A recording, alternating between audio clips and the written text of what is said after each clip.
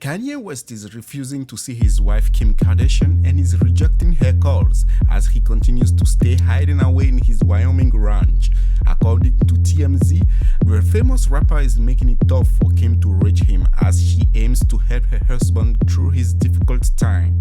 Sources told the outlet that there has been very little communication and no FaceTime at all between the couple since his now infamous South Carolina rally last weekend. The insiders revealed that while Kim has tried to talk to Kanye about his mental health, he has not been receptive to a conversation. Kanye has threatened to livestream any attempt to lock him up and to reveal the Kardashians' family secret if Kim tries to stage an intervention. An insider said he has warned Kim that he knows the family secrets and will put them all out there. There is a lot that is not on the reality show: thirds, secret celebrity hookup, surgery, financial deals, and rows within the family.